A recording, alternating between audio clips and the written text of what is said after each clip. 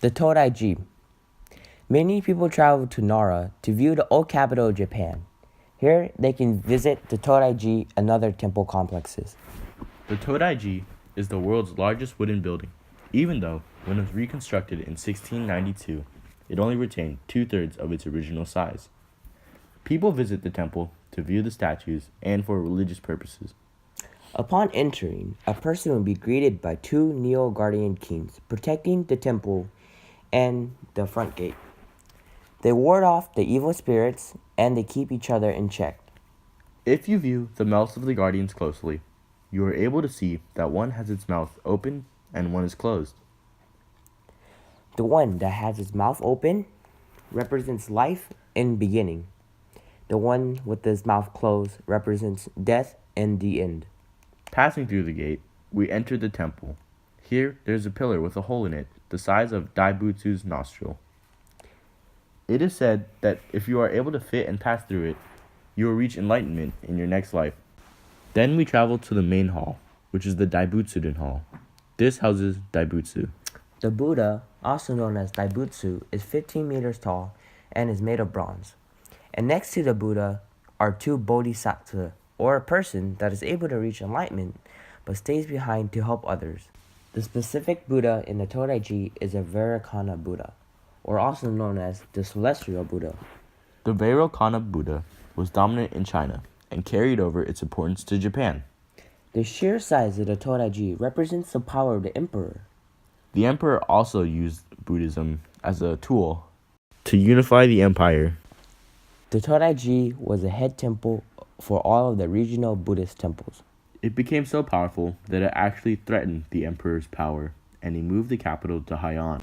Buddhism originated in India, but it came to China through the Silk Road, making its way into Japan, meaning that Buddhism in Japan was influenced by both India and China. The Lakshmana Temple, an art piece that can be compared to the Todai-Ji temple, is the Lakshmana Temple of Khajuraho. This Hindu temple was built by Yasovarman of the Chandela dynasty to support his rule over the new lands of India. As one walks through the temple, they pass through gateways, indicating a shift from profanus to sacrum. This is similar in function to the Todai-Ji's non-daimon gate. The Lakshmana entrance itself is very narrow and confined, similar to its Garbhagriha, displaying the Hindu belief of individual worship of the god. This is similar to the Daibutsu Hall of the Todai-Ji, as they are both sacred space meant to worship their deity. Continuing on, the frieze of the Lakshmana temple includes Mithuna, which are statues that represent creation and unity. This reflects the Hindu belief of samsara, or rebirth, so destruction and creation are key elements. The Lakshmana temple's design itself holds a religious value. It uses 3 mandapas, tower structures, that grow progressively higher, ending in a sakara, the largest structure. This sakara is meant to represent a mountain range that ends in Mount Mandara, or the mountain of the gods. Also, it is seen as an axis mundi, and is a connecting point between heaven and earth. The change in elevation of the temple is symbolic of the entering of a more sacred and divine space. This is a common characteristic used in religious structures and helps separate divine and earthly realm.